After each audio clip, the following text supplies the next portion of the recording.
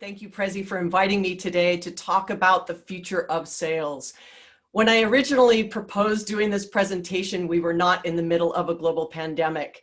And so I have spent some time rethinking about what does it mean for the future of sales, both in the short term, in the medium term, and in the long term. So hopefully in this presentation, you'll see that there's a combination of things sprinkled throughout. Things that you can action today and new ways you can reimagine how you organize and conduct your selling actions, as well as how do you actually organize your selling teams. And hopefully at the end of this presentation, you're gonna have a ton of questions, and I bring them on because this is all about learning for me as well.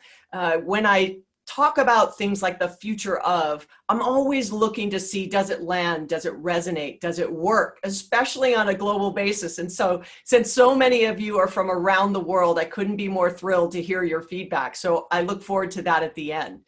So let's dig into this presentation. The first thing I'm going to say is I always like to set the scene. I like to set the scene from a context perspective. What's happening in the market? What's happening in the environment? There is just this deluge of data, all this information we now can gather, both about our prospects, our existing customers, about the competitive landscape, about total addressable markets, about what is working and not working in the entire selling motion, as well as what consumers expect from a buying perspective. But ultimately, this is all based on the foundation of technology. Look, it's not lost on me. Obviously, I work at Salesforce, but at the end of the day, this is about you have to use technology to help you be better sellers and better stewards of solving your customers' problems, whether you're selling a product or a service. The third is we don't have a technology problem. There is no shortage of technology to solve all kinds of issues you may have in sales, service, and marketing. But what we do see is that people are not necessarily enabled and empowered to do what's best for customers. I'm a firm believer in saying that the fastest way to get your customers to love your brand is through your employees loving their job. And that is really in these three. It's the people, it's the technology, and last, it's the processes. What are the processes you put in place in order to make sure that your people are enabled to do what's right every single time for your customer? But the reality is that we have a power shift. We have a power shift happening between sellers and buyers. The gap is actually widening. There are conflicting agendas between what sellers want and what buyers want. Sellers are trying to retire quota. Buyers are trying to solve a problem. Buyers are on their own journey. Sellers are trying to move people through a funnel, and I'll talk about that in a little bit. But because of this confliction, or these conflicting agendas, there's an increased complexity. There's an increased complexity around what does it mean to actually make these things work more seamlessly. This reduction of tension is where I think we have a huge opportunity to solve the problem between this sort of seller and buyer gap. And so buyers are continuing to change faster than sellers can keep up. Now that's a big statement. I started saying this 7 or 8 years ago, that customers have changed, technology has changed, products and services have changed, yet sales hasn't kept pace. And I used to get a lot of flack from it when I'd say that from salespeople, like, how dare you say we haven't changed? It isn't that you haven't. We have new training, we have new tools and capability, but remember, the foundation is the people, the process, and the technology. Have we changed the way we actually do the things we do? Are we no longer doing pipeline review meetings the same way we always have? Are we still communicating with customers via email and phone and not via social platforms? That's what I mean, that buyers are changing faster. And this pandemic that we're in the middle of has accelerated that change, which is really driving a lot of what I'm about to talk about. So ultimately, I feel like there's this crisis of complexity. You have the buyer process, you have the selling process meeting at the same time. And we have to figure out how do we reduce the tension between those two things.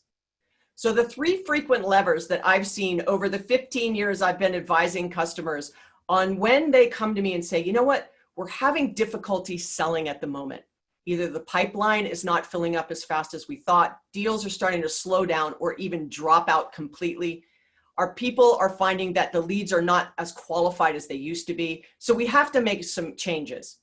When firms and brands start to find themselves in what I call a growth stall, I see consistently these three things.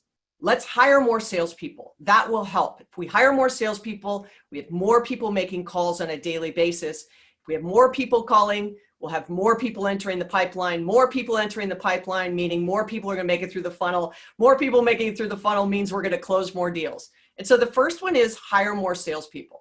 The second one is, well, if we have more salespeople, we need to increase the leads that are coming in. So let's spend more marketing dollars. Let's spend more marketing dollars to fill that funnel. The mistake there is sometimes not all leads are good leads. And you could be giving leads to your salespeople that they're just chasing and wasting their time. They aren't qualified enough to make it into the funnel in the first place. And the third one, my least favorite, is cutting costs. And during this time, we see a lot of cost cutting happening. The challenge with that is, are you cutting too deep now? So that when we find ourselves on the other side of this, have you set yourself up for success? Or are you going to find yourself behind the 8 ball again, where you don't have all the resources you need, or the technology, or the tools in order to satisfy the demand that's now picked back up because customers are starting to spend money again? Those three levers are pretty consistent.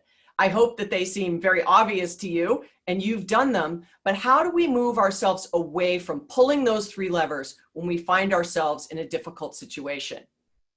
So this is what I called the seller's dilemma. Back in my previous life at Gartner as a research fellow, I coined this term. I used it in my book, Growth IQ, and let me explain to you what it means. It's how can I watch trends in the market and run the business at the same time? And this dilemma was really a play on Clayton Christensen's Innovator's Dilemma, right? It's how do you stop the business in enough time or have people focused on innovation while at the same time they're delivering on what you need today. And so watching the business means you have to watch the changing market context, which is where I started this conversation around data, technology, people, and process. Buying behaviors are shifting rapidly, right? We've obviously, because of what's happening, it was already shifting and now it's just accelerated. These competitive investments, what are others doing in the market that may be changing the direction in what they're doing? Should you respond? Does it make sense for you? Or should you just keep on the course you're on? And more importantly, watch and listen to what your customers are saying. The voice of the customer right now is so, so important. At the same time, you have to run the business. I have to hit numbers today, this week, this month, this quarter, this year. Many sales leaders are trapped in this tension where they want to focus on innovation, but they have to hit the numbers. Because when I say to them, hey, here's what I think you should be doing, they go, you know what, Tiffani, that sounds fantastic. But if I don't hit my numbers now, I won't be around 12 or 18 months from now to even take advantage of all those investments we'd be making on the transformation. So how do I do that? And they're trying to increase productivity. If you are cutting costs and cutting heads, you have less sellers in the market, which means you need to get more productivity out of your existing sellers. Training and coaching takes time. Outside sellers, moving to inside sellers in more virtual selling environment. How do you now train them for the new things that they're going to have to be able to do? And then the day-to-day management. You know, so many sales leaders have to manage up in the organization to the executives, and they manage down to make sure that their people have everything that they need. So customer acquisition is top of mind, right? If we're now finding it more challenging to sell, I have to put more things in the pipeline, but I actually have to close more business. So I started saying this is the year of the customer, not necessarily the prospect. I don't want you to hear me saying that the prospect is not important, because they obviously are. But too many times and too often, salespeople are so focused on the shiny new object in the corner of the net new customer that they forget about the customers they already have. And so focusing in on your existing customers is really, really important. The gold you already have. They've already told you that they value what you sell. They trust your brand. They agree that you are, for the price, for the value, it's a right equation for them. How do you get them to buy more frequently, increase their basket size, not leave you, refer you? At the end of the day, your customers are your greatest selling engine outside of your own Salesforce. So how can you make sure that they're okay? So this really wrapped around sort of setting the scene. Laying the foundation on context is the first place I start when anybody asks me for advice. I used to, many years ago, just say, here's what I think you should do. And I learned about 5 or 6 years ago that I was doing a disservice to the market by doing that. Ultimately, without my understanding of their individual context, what are their products? What are their services? What is their culture? What is their culture of innovation? Do they reward failure? Do they focus on the product, or do they focus on the customer? All those kinds of questions go into these trends and the response to these trends from a business perspective. So let's start with trend number 1. Old habits and new habits. If nothing else, this pandemic has changed the buying habits forever for so many people in so many categories. But thinking about from a habit perspective, what has changed, you can see from research that it's anywhere between 66 days and like 120 days where habits will change from a personal perspective. Like if you're going to go to the gym, it takes about 66 days to set the habit so that you want to go to the gym for 3, 4, 5 days a week. If you've only gone 10 days and then you don't show up, it sort of breaks the rhythm of the habit. And so now that we've been home, depending on where you're dialing in from around the world, 5 or 6 months, so many habits have changed. We're really watching to see what habits will snap back. I often use grocery shopping in the US as a great example. It used to be you might go every couple of days. Now you might go every 10 days. A majority of your purchases may be happening online for home delivery. When we come out of this lockdown and pandemic and things start to get back to normalcy, at the end of the day, will you go back to the grocery store as much as you have in the past? Some research is showing that some 35 or 40% of people will just continue their existing shopping habits that they've now learned during this time. So depending on what industry you're in, what area and region of the world you're in, these habit changes may never come back to what we knew, in 2019 and before. So you have to make sure you set yourself up for what that looks like. What are the triggers? What are the rewards for certain buying behaviors? And it's about lots of repetition. So if they're constantly buying online, and the reward is same day delivery, might get a discount, and the cue to trigger is you're getting better at predicting what they might need again, you're fostering this habit change. So ultimately, if you are in an industry where you've noticed habits have changed, going back to my previous comment on voice of the customer, you have to pay attention. You can't just think that how we entered 2020 and now that we're in an unusual time, that it's going to go back to prior to 2020. So thinking about these habits and how you respond will be very, very important. Going back to the grocery, but other industries as well, increase in online and offline shopping, buying online and picking up in store. So that is a way to satisfy if someone wants same day shipping and it's not available, I'm going to buy online, I'm going to shop, but I'm going to go pick it up. So I can still get the real-time gratification, same day gratification. I get the opportunity to shop online. I have the ease of that. I can do it from the safety of my own home, but I can go and pick it up and even pick it up curbside. I did that this weekend. I needed something. I ordered it online, said I'm going to pick it up curbside, set a time, pulled in front. There was a little area for curbside pickup. I showed my cell phone. He took an RFID scan of the barcode I had from the email of confirming my order. And literally 2 minutes later, he walked out with what I purchased and I drove away. Very seamless. That is a behavior I would continue doing even next year, when things hopefully have changed back to a little bit more of normal. So that is number 1. Number 2, this is a fun one. The negotiating medium is changing. Thinking about it used to be human to human negotiations. I'll give you 10 of these for this price. Customer would say, well, I want those 10, but I don't want it at that price. Can you give me a discount? What if I commit to buying 100 instead of 10? And it's this human negotiation, right? The art of negotiating. But now more and more, we're actually negotiating on various platforms and various mediums. There's email, there's text, there's voice, there's video, there's phone, there's in-person. The changing medium means that we have to think differently about how we behave in those negotiations, how we respond.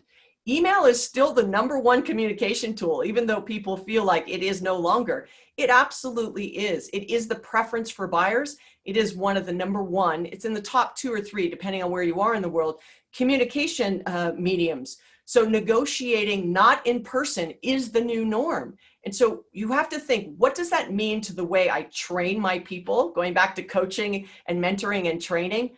Do they know how to actually negotiate via email if they've always negotiated face-to-face? And so the future-proof negotiator must be able to flex between these new realities of algorithms and people, potentially machines. I mean, I think there's so much fun that can happen in this conversation. And so imagine that you used to negotiate with a person, and now that email or that order coming in from the manufacturing plant is actually coming from a machine or an AI, and you're negotiating with not a human. So human to human is a given. Algorithms to algorithms. So I need 10 more widgets, and I'm in a supply chain manufacturing plant, and I say, I know I need it because an order for 50 came in and I only have 25. So I know I need 25. Now, I'm the AI talking. The machine just puts out an order for 100 new ones. It's received on the other end by another AI, by another machine that then says, okay, for 100 units, it's going to be $1.25. Machine comes back and goes, if I order 200, will you give it to me for 80 cents?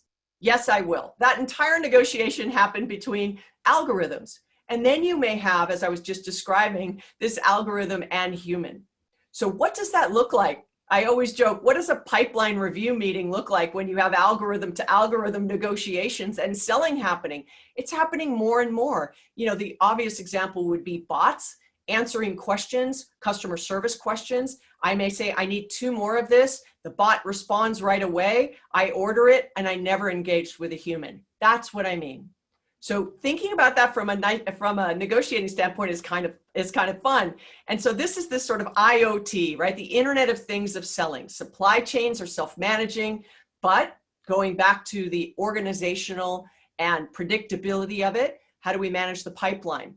What happens when things start asking for support?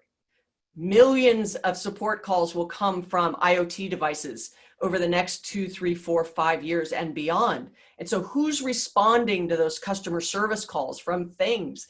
And then who do you call?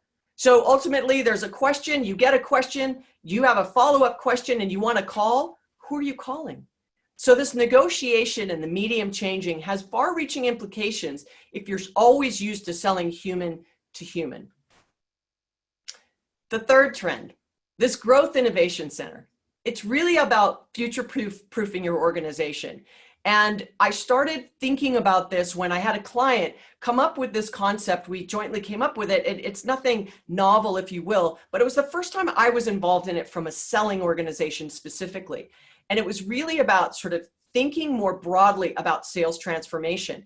Usually when I meet with executives and we're talking about sales transformation, it's sort of incremental changes. You know, I'm going to change this field, or I'm not going to make this required any longer. And it isn't big shifts. It's just kind of a little bit, a little bit, a little bit. And I don't mind that on a regular basis so that you're constantly listening and adjusting. But if you're really trying to transform the organization, you have to think about doing and learning by doing. So separating out a pop-up team, kind of like a pop-up retail store, right? You want to separate a team of people from the rest of the sales organization, and they can become sort of your canaries that go out and learn and relearn and help the organization figure out what do we need to do for the future. And so if they do something and it doesn't work, it's not detrimental to the overall business. But then you can say, okay, why didn't it work? How do we change that? What can we do differently the next time to make sure that it will work? So this pop-up team becomes this innovation center from a selling perspective. And really here, I'm talking about MarTech products, I'm talking about CRM, I'm talking about customer listening, I'm talking about campaigns, I'm talking about being very predictive, listening to AI and data, next best action, and actually actioning it, and then seeing, is it more productive than if you just dialed 100 people? The answer is usually yes, but it's not yes all the time. And so learning in your own organization has huge value. So you want to learn, you want to pilot, and then once you prove it out in this pop-up team, you want to deploy and deploy it to the remainder of the organization. And so there's a couple ways I like to talk about this. It's really in 3 tracks. The first track is optimize your current business. Look for incremental but impactful performance improvements. Reduce and streamline, all of the fat that you've put onto the process. An example would be, I was sitting with a customer maybe 2 or 3 years ago, and they literally said, he was in sales ops, and he said, I just got asked by sales leadership to add like 65 fields to Salesforce. And I was like, well, I feel like it's 64 too many, but 65 fields, like, what is the purpose of that? So let's just say they added 10 or 15 or 20 and not all 65. That's where you have to optimize. Something as simple as saying, if you add one, you have to take one away. It's really leaning into sales operations to make sure that they're not overcomplicating the processes that the salespeople have to go through in order to respond, sell, and support customers. So that's the first one. And it's also about digitizing the sales process, reducing this human input. Trust me, I know salespeople do not wake up every day and go, I cannot wait to data enter. But equally so, customers do not say, I cannot wait to go through the sales process today. So ultimately, it's about not thinking about salespeople's input into the system. This is absolutely thinking about what is the output that the CRM system can actually deliver to your sellers. What do they get out of it? I often hear so many executives talk about the input that has to go into it versus what is the value that a salesperson gets from the technology they're using. Does it actually make their job easier? So the second track is transform. This is really where you plan and orchestrate the changes that are needed. You absolutely need a change management organization, a person or a number of people that are watching that if you change something on this side of the business, what are the unintended consequences of that change? If you change something at the top of the funnel, what does it mean down the funnel through the process? And that change management is where I see a huge gap in the market. So many organizations make changes and they don't understand the implications to the other groups in the company, like marketing or customer service specifically. So this is about strategic planning and pulling a team together that has somebody in there from a change management standpoint. So the bottom level of each of these tracks, those are the people or the organizations I think should be responsible for these activities. The third one is pure innovation, right? This is about maximizing new trends. So for example, if you have been an outside selling organization always, and now we're in this middle of this pandemic, now all your field sellers have become inside sellers, you have to quickly innovate. It's not that they don't know how to sell, but do you have the systems and the processes and the tools and the enablement? Is ops set up in order to make those outside sellers successful inside? Or it could be even using video as a selling tool. Maybe you've never done that before. And I know that sounds very basic, but in some cases, it's not innovative from a total market perspective, but it may be innovative for your own sales team or for your company individually. So those are the 3. How do you future-proof your organization? Think about your business across these 3 tracks in a growth innovation center. Test, pilot, deploy, and make sure you're always keeping your salespeople and the customer at the center of the decisions that you make. The fourth one is the sales process and the buyer journey collide. Now, I've been joking a little bit about how salespeople do not wake up every day and want a data enter.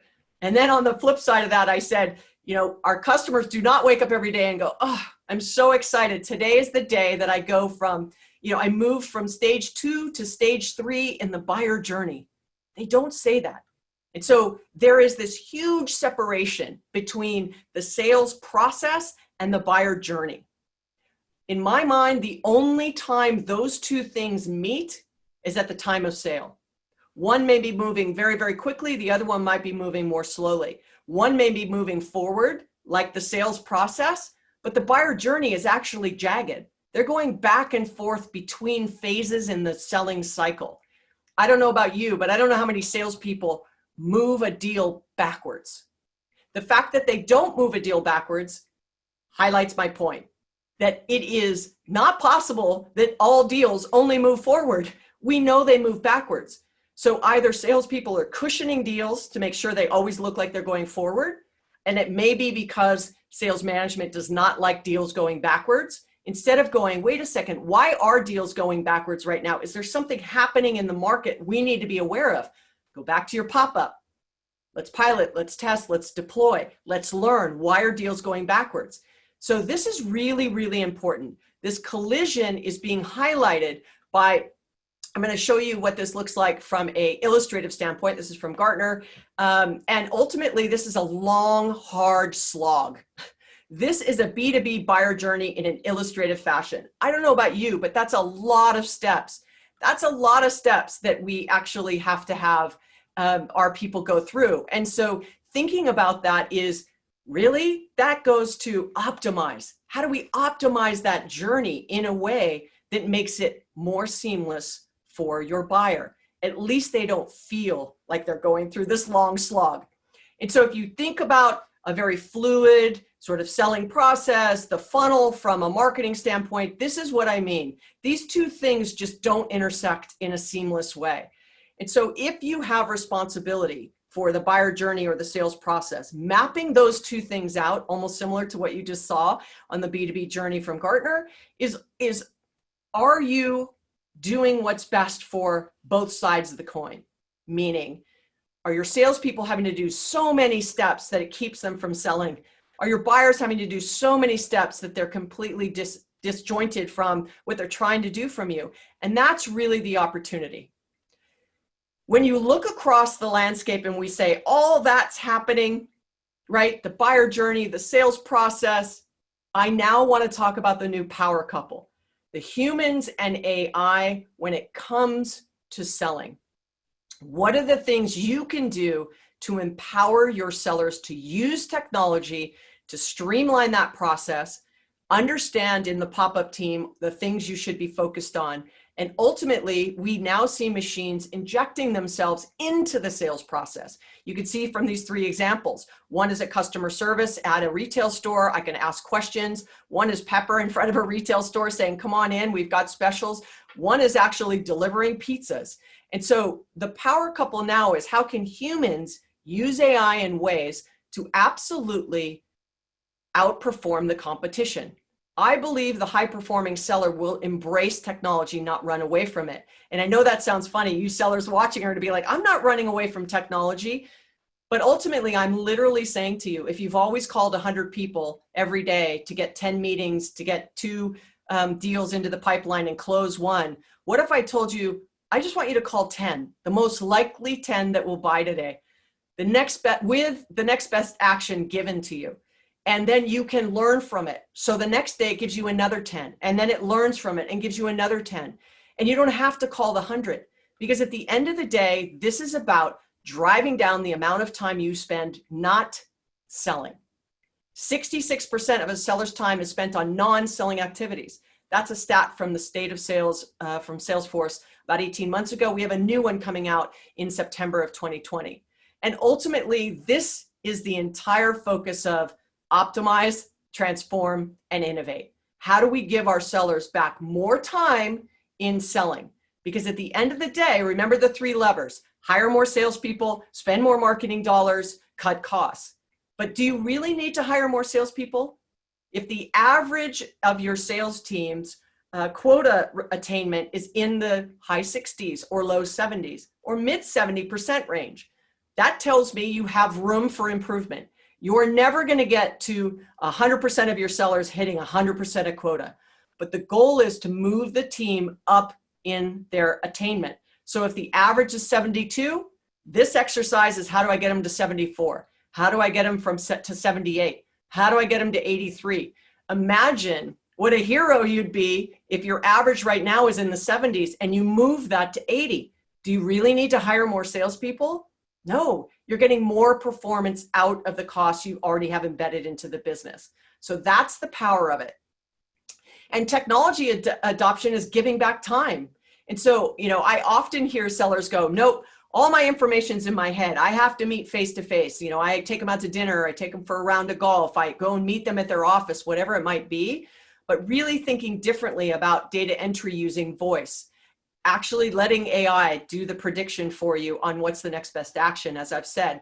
Machine learning on understanding what has worked in the past and what should you do differently now. And that could be a combination between sales, customer service, and marketing. So the new power couple for me, the high performer seller, will absolutely embrace technology to drive down the percentage of time spent on non-selling so that they can outperform the competition.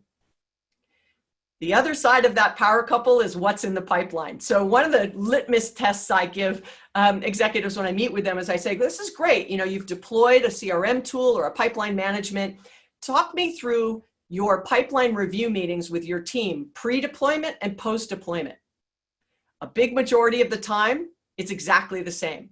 So I say, why did you spend all that money on the technology if you're not using the technology to actually tell you what's happening in the pipeline, and then using that for more accurate forecasting? Remember, the salespeople want output, but if they see that when they input information and the pipeline meeting is exactly as it was in the past, what is the incentive to enter all the information? Because they're like, look, I don't know why my sales manager asked me all these questions. I've put all the answers into my CRM system or into my pipeline or forecast management system, and they're still asking me the same questions. That doesn't necessarily engender this. I want to use the technology because it makes my life easier and better. So if you're a leader and you're running pipeline review meetings, using it for coaching and mentoring, that's what's important, not necessarily to just say, we're going to run our meetings exactly the same. So that leads me to sales enablement. So I've been speaking a lot at some sales enablement conferences over the last couple of years, and I really want that term to expand its remit. It's about all customer touch points, not just sellers who carry a quota or have sales on their business card, business development, SDR reps, account-based marketing reps, anybody who's out there trying to drive pipeline and close business is usually wrapped underneath the umbrella of sales enablement. But I'm actually saying it in this enhanced customer experience as a way to enable anybody who's touching customers. And the trifecta for me is sales, marketing, and customer service. Those three are absolutely the trifecta for growth going forward. I often hear sales and marketing, we need to close the gap. We need to be more aligned. But I actually want customer service pulled into this conversation. And that's why I want to call it growth enablement. Growth enablement is having shared goals that are very customer-centric and customer-driven. What is it that you put in place to align service, marketing, and sales? And if you call customer service customer success, which I'll talk about in a little bit, that's fine too. But for me, it's growth enablement. It's enabling anybody who has to engage with customers around either servicing or selling that they have what they need. So basically, you've enabled all your sellers on how do you tell the story? How do you overcome objections? How do you get a customer to buy more? And then you don't even train anybody else in the organization who might be having those very similar conversations. And so it's not that I want everyone to behave like a seller. I just want to make sure those that are having similar conversations are enabled as the others are as well. That leads me to trend 7. Teams will collapse. So the standard is you have all these individual teams, outside sales, inside sales, account-based marketing, sales development reps, business development reps, customer success, field sales. You have all these different teams, and I actually want a fluid team that's thinking about the customer, because the customer is saying to us, I don't want to feel like I'm dealing with different parts of the organization. So think about it. You've got someone who nurtures a lead that comes in, could be a sales development rep, passes it to an inside sales rep. Then the inside sales rep realizes this would be much better serviced by a field or outside sales rep. And so they pass it to an outside sales rep. Now the customer has dealt with 3 people with 3 different agendas, 3 different remits, different training, different enablement, everything is different. And it feels different to the customer. So how do you break down those silos? I don't need everyone to do the same role. I want the handoff to feel so seamless that the customer doesn't notice, oh, I was dealing with someone else and they told me this. Then I was dealing with another person and they told me that. Now I'm dealing with you and I don't know what you're talking about. That's what I'm trying to avoid here. So even if you have very distinct teams with very distinct remits, just make sure that the handoff between them is very fluid so that the customer doesn't feel like they're dealing with other people and other brands. Customer success. So, joining Salesforce a number of years ago, customer success was just starting to gain momentum in a term. And I can tell you that I love the ability to say to customers, if you have a customer service organization and you're really, truly trying to move to being customer centric, move away from selling products and selling solutions, moving from being product led to being customer led, simply changing your name to customer success doesn't necessarily fix the challenge or the problems. But if you're really going to pivot customer success, it's about saying, I'm not just going to say, listen, customer service is open from 9 to 5, Monday through Friday. If you need help from us at any other time, I'm sorry, we can't help you. It has to be, we are here to make sure our customers are successful using the technology or services that we're selling, that they're better off because of it. I want them to feel that if they have a problem, we're here for them, we will fix it, and we will make it better. And so it's about the success of your customers using whatever it is that you are selling. So ultimately, that's a different mindset. That's a way to approach customer service where it is not just a cost center. You're moving from being customer driven versus being very metric driven. So I'm going to give you an example. I called into a customer service line maybe about a year ago, and I started on chat, and then it was a phone call. And every 25 minutes, that poor customer service rep had to hang up on me and call me back. Why? Because the metric was a maximum of 30 minutes on the phone with a customer. So he had to call me back 3 times. 3 times. Was that a good experience for me? All because of a metric, all because he was not enabled or empowered to just stay on the phone for 90 minutes. That is being metric driven and not customer driven. And so if you're going to start to move towards customer success, you have to think about the investments you're making on what I like to call return on experience investments. Moving from customer service being a cost center to being a revenue generation center. And customer experience is that new battleground. I absolutely believe that brands that have pivoted and focused on experience have far surpassed, from a growth perspective, those that don't. Now, it isn't at all expense. It isn't the customer and not our employee. It's employee first and customer centricity. And so you can see from the stats, this is from my book, Growth IQ, sort of where you absolutely have an opportunity to grow. So 4 to 8% customer experience, focused on customer experience, have more growth from a revenue perspective. And business buyers want the same experience they have in their consumer lives, going back to habits changing. So now everybody's at home as a consumer, sort of wearing multiple hats, school teacher, daycare, work, personal life. And so those behaviors and the expectations are absolutely playing themselves here from a customer service standpoint. So this return on experience invested is really important to me, because ultimately I often hear that's the soft stuff. I can't measure it. What are the ways I'm going to measure it?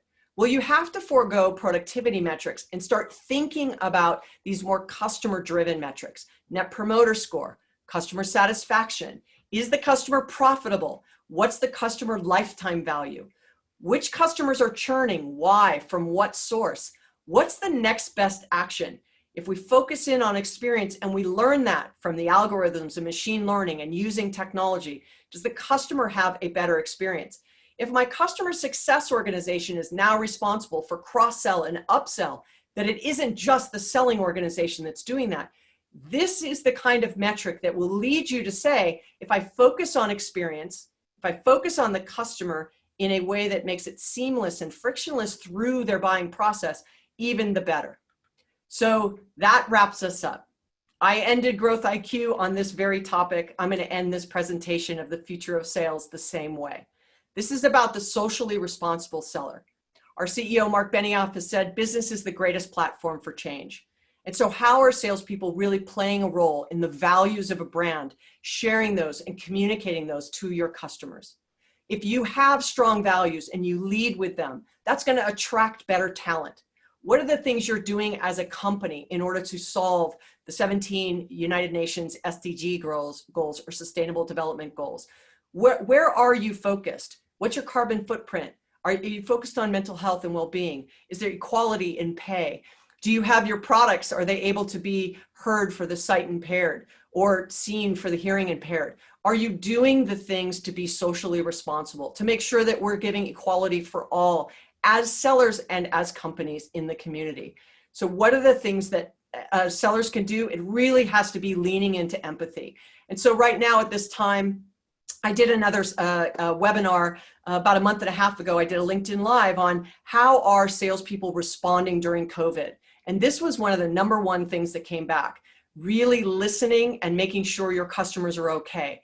Leading with empathy. Don't just lead with, I have to sell you something because I have to retire quota, right? At the end of the day, this has to be more than that. We have to sort of care for our customers in new ways. And so if buyers are more interested in value and trust and social investments, then sellers must step up their understanding of how their role impacts those expectations.